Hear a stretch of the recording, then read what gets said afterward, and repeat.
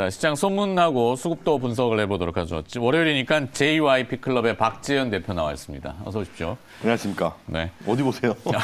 무슨 일은 아닌데. 네. 네, 넉넉고 있다가 기사를 계속 찾고 있는데 네. 제가 보는 정보 단말기에 세 줄에 한 줄꼴로 계속 우크라이나 얘기가 나오고 있어서 살짝 지겹지 않으세요?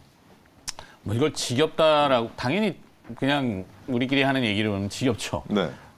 하지만 그 시시각각 변하는 모습이 거의 뭐 전쟁이 임박한 것처럼 공포를 압도되게 지금 주고 있어서 주식시장에는 이런 것들을 별로 안 좋아하잖아요.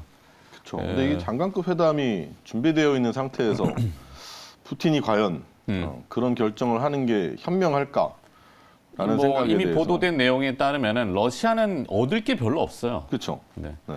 잃을 거는 굉장히 많죠. 뭐 금융 제재라든지 뭐 국민적인 피해라든지 살상이라든지 굉장히 많은데도 저지를까 이 얘기잖아요, 그죠? 네. 그리고 지금 저는 조금 너무하는 거 아니냐라는 느낌 중에 하나가 바이든이 너무 정치적인 발언이 아닌가라는 생각이 좀 들어요. 무슨 네, 뭐, 바이든 대통령이 푸틴이 그 마음을 먹었다 공격하기로. 근데 그것도 뭐 증거가 있다는데 내 마음을 너가 어떻게 알아? 약간 이런 느낌으로 간다면 아 바이든이 지금 당장의 지지율이 너무 낮다 보니까 좀 여러 가지의 무리수를 던지면서 좀 전운이 생기면 아무래도 미국 사람들도 유나이티드가 되는 게 있으니까 네. 그런 좀 그런 정치적인 목적도 있지 않을까라는 거에 대해서 금융시장도 좀 흔들리는 것 같고요. 엄밀히 따지면은 이런 대립적인 가게에서 네. 이익을 보는 쪽과 이익을 보지 못하는 쪽으로 이렇게 대충 구분이 되는데 지금 가장 표면적으로 이익을 보는 쪽은 이란입니다. 그죠? 그죠. 네. 이란은 오히려 상대적인 수혜를 보고 있다는 게 공공연한 거고 미국도 뭐 잃을 건 없다라고 얘기를 해요. 뭐 우크라이나에 사실 미군은 단 한 명도 없어요. 지금은 이제 없고 근처에 이제 그 이렇게 주변에만 있을 뿐이지. 들어가 있기는 조금 이제 러시아가 봤을 때는 너무 뭐 하는 짓이냐라는 얘기가 나올 수 있기 때문에 네. 근처에 있다가 이제 뭐 달려들 수도 있겠지만 기본적으로는 유럽에서 하기를 미국에서도 원하고 있고 러시아도 본인이 칠내는 게 아니라 요즘은 뭐 도네츠크 인민공화국에서 뭐 총동원령을 내렸다라는 것도 약간 아바타로 싸우는 게 아니냐라는 느낌도 강하게 좀 들고요. 네. 러시아는 뒤에서 이제 원조를 하던가. 대리전이죠 지금. 네? 대리전. 그렇죠. 대리전 같은 그러니까 식으로 이제. 우크라이나 내의 돈바스 지역이 지금 내전이 상당히 오래된 지역이라고 알려져 있고, 네. 뭐 구소련이 이제 붕괴되면서 분리 독립을 했잖아요. 그러다 보니까 지금 러시아 입장에서는 구소련을 뭐 다시 꿈꾼다라고 얘기를 하고는 있지만, 네. 그 돈바스 지역이 가장 지금 첨예하게 뭐 내전을 하고 있는데 서로 간에 그 안에서만 지금 대리전 양상으로. 네. 근데 그 폭탄 소리가 난다라는 것도 뭐 들어보면 그쪽에서는 굉장히 빈번한 일이라고도 얘기를 하기 때문에 뭐 현지의 얘기는 그렇죠. 그것보다는 일단은 러시아에서 어떻게 조종을 해서 정말 대리전의 양상을 띠게 될 것인가 그게 가장 중요한 것 같고요. 전면전으로 번질 가능성에 대해서는 매우 낮다. 실익이 너무 없기 때문에 매우 낮지 않을까라고 생각을 하고 있어요. 전쟁이라는 건 뭐 알 수가 없으니까. 네, 그래서 근데 사실 조용히 앉아갖고 지금 웃고 있는 쪽은 제가 봤을 땐 일본이라고 봐요. 일본이요. 네. 네. 그렇지 않겠습니까? 이게 만약에 확전이나 대립각의 양상이 러시아와 우크라이나에서 연합이잖아요. 지금 어떻게 보면 중국이 좀 조용한 편이지만 중국이 나서기 시작하거나 그러면 북한도 뭐 가만히 있지는 않을 거고 결국에는 그렇죠. 전선이 어디가 형성돼요? 우리나라하고 또 이쪽이잖아요. 그쵸, 네. 그러면은 미국 입장에서 보면은 이 연합에 있어서 힘을 키울 수 있는 것은 일본이 되지 않겠어요? 일본 기지도 크죠. 그러면 일본은 지금 다시 군국주의를 부활하고자 하는 건데 네. 군비를 늘릴 수 있고 일본이 제일 지금 웃고 있겠죠. 그러니까 너무 멀리 왔잖아요 지금. 하라고. 네. 제 생각은 그래요. 그러니까 그렇게 안 됐으면 좋겠다. 이게 누굴 좋자고 하는 일이겠어요. 그쵸. 우리가 뭐 이래라 저래라 할 수는 없는 거지만. 네. 시장에서 이런 전쟁에 대한 변동성을 분명히 받아들이는 것 같긴 한데 그래도 막 심각하다라고 느끼지 않는 거는 변동성이 큰 거지 주가 지수의 움직임은 아주 크지는 않거든요. 네. 그냥 올라갔다 내려갔다를 반복을 하는 것뿐인 거지 그렇게 막 대단한 변화를 생각하고 싶진 않아요. 그래서 수급상에서도 보면 분명히 밀고 있는 데는 또 기관이나 외국인이 밀고 아예 버리는 곳은 아예 버리는 느낌으로 가서 사실 지난주에도 IT도 괜찮았고요. 네. 그리고 뭐 리오프닝 테마라고 우리가 얘기를 하죠. 다시 경제가 막 좋아지면서 살아날 곳들, 뭐 의복이 됐든 뭐 이런 화장품이 됐든 네. 이런 것들이 이제 다시 좋아지고 있고 확진자가 아무리 나오고 있다고 하더라도 유럽이나 미국에서 오미크론이 피크아웃 된다면 언젠간 우리나라에도 그날이 오겠지라는 생각을 만약에 전쟁이라는 게 정말 불거진다면 불거질 거라고 시장에서 어느 리스크를 이제 생각하고 있다면 리오프닝 테마가 안 와야 된다고 저는 생각을 하거든요. 네. 근데 이제 거기에도 자금이 들어오는 걸 봤을 때 뭐 무서워는 하는데 이게 뭐 세상을 꺾을 요인이라기보다는 네. 가만히 앉아서의 변동성을 이제 과연 우리가 그 휘청임을 견딜 수 있을까 정도의 좀 시험대라고 생각을 좀 합니다. 네. 그래서 너무 스트레스는 안 받으셨으면 좋겠고 전면전으로 가면 어떡하냐? 가면 큰일 나죠. 그렇죠. 네, 근데 전면전으로 안 갈 거라고 생각을 일단 하고 있고 그럴 가능성이 매우 낮지 않을까. 항상 그렇잖아요. 뭐 점 같은 일이에요. 네. 지나고 나면 그죠. 오늘 아침에 이제 뭐 여러 가지 자료를 보다가 유가를 잠깐 봤는데 네. 유가가 이제 2004년도 때 2007년도인가? 정확히 연도를 좀 까먹었습니다만 네. 140불 간 적이 있어요, 배럴당. 네네. 그 당시만 해도 뭐 곧 200불 갈 것처럼 네. 뭐 제2의 석유 파동 막 이래가지고 중동 지역의 분쟁 복합적으로 났었거든요. 그러다가 이제 2007년도였군요. 그게 이제 하이피크 치고 2008년도 서프라임 터진 다음에 35불까지 곤두박질 쳐요. 네. 배럴에. 그러더니 다시 또 올라와서 왔다 갔다 하다가 2020년도에 팬데믹 터지고 그때 마이너스 40불을 갔어요. 마이너스 40불 가가지고 기름이 없어진다. 네, 어떤 사람들은 뭐 배에다 띄워놓고 이제 인도할 때 돈을 오히려 뭐 주고 인도를 해야 된다 이런 이상한 낭설이 떠돌기도 그러다가 하고. 이제 지금 90불 와서 다시 또 100불 얘기하고 네. 뭐 우크라이나하고 러시아 이 분쟁이 나면 150불 그냥 막 부르는 거죠, 수치를. 그러니까 이게 지나놓고 보면은 저런 일도 있었구나라고 그죠. 생각은 하고 항상 무슨 위기감이 나와서 이렇게 쾅거릴 때는 바닥이었다는 건 아는데 네. 이게 언제 끝날지를 알 수가 없으니까는 아무도 지금 거래를 안 하는 거죠. 그래서 사실 역사적으로 봤을 때는 이런 지정학적 리스크가 소위 전쟁으로 불거진다고 하더라도 제가 지난주에 나와서 얘기를 했던 것 같은데 몇 가지 전쟁들이 지금까지 크고 작은 전쟁들이 있었지만 네. 계속 예고되어 왔고 친다 했던 전쟁들은 결국 D-Day가 지나면 주가가 다 올랐거든요. 네. 근데 지금은 무조건 예고 전쟁에 가깝거든요, 이건. 그럼 이거는 전쟁이 나도 역사적으로 봤을 때 한 번도 주가가 떨어진 적이 없던 이벤트 중에 하나라는 거지. 그 전에만 떨어질 뿐이지. 그래서 오히려 걱정 안 하시는 게 낫고 네. 막 기습으로 갑자기 치는 막 진주만 같은 느낌이 있을 때는 주가가 꽤 많이 떨어지더라고요. 하지만 이런 예고가 되어 있는 전쟁들은 오히려 발발이 됐을 때 주가에 큰 영향이 많지 않기 때문에 이 전쟁이 정말 지구를 뭐 어려운 뭐 그런 상황까지 뭐 치닫게 만든다? 그게 아니라면 투자하시는 그냥 아주 이런 표면적인 입장에서는 괜찮다라는 이야기를 좀 드리고 싶어요. 네. 자, 그래서 결론이 좀 필요합니다. 만약에 뭐 발발이 되든 실제 이루어지길 원하는 사람은 거의 극소수겠지만 네. 극소수도 없겠다고 생각하고 하지만 그래도 실제 나타났다면 어떻게 될 것 같은지 실제 만약에 이루어진다면요. 네, 전쟁이라는 것이 발발이 됐다. 뭐 국지전이 됐건 뭐 보도가 이렇게 나올 거 아니에요. 국지전에 가깝다고 일단 생각을 할게. 전면전이라면 네. 소용돌이에 빠질 거기 때문에 그때는 뭐 주식이 문제가 아닐 것 같고요. 국지전이라면은 사실 말씀드렸던 것처럼 이건 예고 전쟁이기 때문에 역사적으로 단 한 번도 빼지 않고 예고가 되어 있던 전쟁이 D-Day가 딱 발발한 이후부터는 무조건 상승이 나타났다라는 거를 인식을 하신다면 너무 두려워하지 마셔라. 네, 무슨 자료를 준비해 오신 것 같은데. 그래서 이제 요즘 같이 가장 힘들 때 요 차트 이제 그래프 하나만 보시면 네. 막대 그래프인데요. 이익 모멘텀 스타일이니까 이제 가장 이익 변동성이 좋은 상위 20% 그룹의 월 평균 수익률이 좋은 때가 3월, 4월입니다. 네. 그러니까 이것도 이제 2011년부터 해서 평균적으로 낸 건데요. 3월이 이제 2%, 4월이 4.9%인데 연중에서 거의 제일 좋을 때가 저 1분기에서 2분기로 넘어가는 시점이거든요.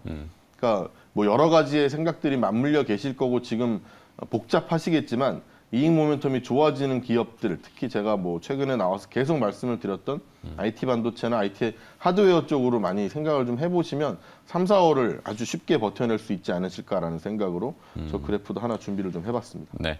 그 이게 추정하는 추정치라고 하나요? 뭐 컨센서스가 대부분, 이제 인플레이션이나 원재료 값의 상승 네. 뭐 이런 것 때문에 이익의 추정치가 낮아진다라고 보도는 또 나오고 있는데 그 중에서도 이제 이 반도체하고 조선은 이익 추정치를 높인다라고 하더군요. 자동차도 사실 괜찮은 게 자동차. 이게 원자재 값이 올라가서 내가 가져가는 마진이 적어지는 건 자동차의 부품사지 완성차를 만드는 곳이 아니거든요. 네. 결국은 뭐 현대차가 현대모비스한테 모비스가 원자재 값 많이 올라가지고 지금 부품 좀 비싸게 좀 납품할 수 있을까라고 하면 현대차가 놓으라고 할 게 뻔하거든요. 어차피 단가는 그대로 들어올 테니까 이 마진을 해치지 않는, 그러니까 네. 어쨌든 전가할 수 있다면 그런 지배적인 사업자에 있다면 충분히 괜찮지 않을까라고 생각합니다. 구조적으로 예전에도 반복이 됐지만 사실 그 CR이라고 하는 코스트 리덕션을 사실 뭐 부품 납품업체한테 일단 먼저 전가를 시킨다. 그렇죠. 그게 가장 편한 거고 두 번째는 소비자일 테고요. 네. 그게 가능한 업체들이라면 지금의 시기도 잘 넘어갈 수 있다고 생각을 합니다. 좋습니다. 자, 그럼 이제 개별 기업으로 들어가서 역시 에너지 문제는 이 사태의 큰 정점에 있고 중심에 있잖아요. 네. 유럽이 지금 떠는 것은 결국에는 가스관이 잠기느냐. 네. 그 하다못해 미국이 뭐 어떤 의미인지는 몰라도 일본과 우리나라에게 LNG의 저기 잉여분도 아닌데 네, 유럽으로 좀 지원을 해달라고 요청이 너무 안타까워지는 거 아니에요? 요청이 왔어요. 네. 그래갖고 일본은 지난번에도 지난주에 제가 말씀드렸지만 배는 이동이 되는 것 같고 우리나라는 아직 고민하고 있는 것 같고 자 에너지 문제로 봤을 때 지난주에 또 움직였던 기업은 있죠. 네, 두산중공업 얘기를 좀 하려고 하는데요. SMR 그렇죠. 소형 원전이라고 해야 되나? 원전 소형 모듈 원자로 뭐 원전 뭐 상관없는데 네. 하여튼 이게 우리도 이제 원자력을 할 때가 된 게 아니냐라는 생각을 좀 전해드리고 싶어요. 우리도? 요새, 예, 기사 나오는 거 보니까 확실히 좀 눈치 보는 게 좀 적어졌습니다. 네. 매경 이코노미에서 나왔는데 이유는 원전을 녹색 분리에 넣었는데 한국은 왜 마이웨이냐 네. 이러고 하는 조금 공격적인 기사가 나올 정도로 최근에는 이제 원자력을 다시 해야 되는 거 아니냐라고 하는 여론들도 좀 형성되고 있는 것 같고요. 일단은 EU 쪽에서는 텍소노미를 확정 발의했고 이게 어차피 부결될 가능성이 많지 않기 때문에 네. 왜 그러느냐? 그러면 이제 에너지 대란을 최근에 계속 겪고 있는 상태고요. 이게 이제 뭐 풍력이든 태양광이든 이런 걸로 만들어 가려고 했었죠, 유럽도. 근데 북해 지역을 예로 들자면 거기 풍속이 지금 약해지고 있다고 해요. 근데 네. 바람이 약해지니까 풍력 발전이 안정성이 떨어져서 이제는 다시 원자력을 보고 있다라는 게 얼마나 참 미련한 짓인가라는 생각을 전 다시 하게 만드는 것 같고요. 거기다가 러시아가 또 요새 문제가 있죠. 그럼 천연가스를 제한하게 되는 거고 제한하니까 또 천연가스 가격이 엄청나게 올라서 전력을 발생시키는 데 있어서 비용이 늘어나다 보니까 이제는 걱정을 다시 하게 된 거죠. 그래프를 하나 준비를 해봤는데요. 그러고 나서 이제 뒤돌아서 생각을 해보니까 탄소 배출량을 보면 원자력은 뭐 태양광, 풍력보다 더 낮습니다. 태양광보다는 거의 뭐 반에 가까울 정도로 낮은데 뭐 석탄, 석유 이런 건 말할 것도 없고요. 그러면 저렇게까지 탄소 배출량이 낮다라는 건 결국 유럽이 바라보고 있는 건 탄소의 제로화란 말이죠. 그러면 원자력이 저기에서 역할을 못 하겠느냐? 엄청나게 할 수 있다는 거고 일단 기본적으로. 그러니까 중국에서도 이제 하게 되는 거죠. 2035년까지 518조 원을 투자해서 150기의 원자로를 추가로 건설할 계획이라는데 전 세계 국가가 중국을 빼고서 35년 동안 최근에 이제 지어온 이런 원전보다 150기는 더 많은 겁니다. 그러니까 어마어마하게 짓고 있다는 걸 알 수가 있고 미국도 말씀하셨던 SMR 소형 모듈 원전에 투자를 한다고 합니다. 그리고 이제 이 누스케일 파워라고 하는 회사가 있는데 이 회사가 이제 미국 원전의 대표 기업입니다. 근데 여기가 상장을 하는데 두산중공업이 2019년에 처음 투자를 했고요. 그리고 3월 상반기 내에 상장할 때 이제 두산중공업이 거기서 충분히 가져갈 수 있는 수혜도 있을 거고 또 해당 업체의 SMR 프로젝트에 기자재를 우선 공급하는 공급권을 보유하고 있다라는 것도 중요한 거고 유럽도 다 똑같습니다. 뭐 프랑스나 영국이나 다들 막 원전하지 말자라는 곳이었는데 네. 프랑스 뭐 탈원전하자고 막 또 난리를 쳤었고 영국은 최근 20년 동안 아예 뭐 원전에 손도 안 댔는데 이것도 소형 모듈 원전은 또 하겠다라고 하는 게 싸죠. 탄소 적게 나오죠. 그리고 뭐 안정적으로 공급할 수 있으니까 바람이 세게 안 불면은 힘들고 구름 많으면 힘들고 이런 일이 없으니까 이제 가장 걱정할 거는 안정성이 조금 너무 떨어지는 거 아니냐. 혹시 잘못되면 뭐 인류적인 재앙으로 올 수 있다라는 것도 있긴 하지만 이건 이제 점차 해결해 나갈 문제가 아닌가 싶고요. 폐기물 처리 관련해서 나중에 좀 한번 화두가 될 수 있지 않을까? 이 정도의 생각 정도만 갖고 있지. 원전은 대세라고 생각을 합니다. 네. 우리나라가 이제 안 하니까.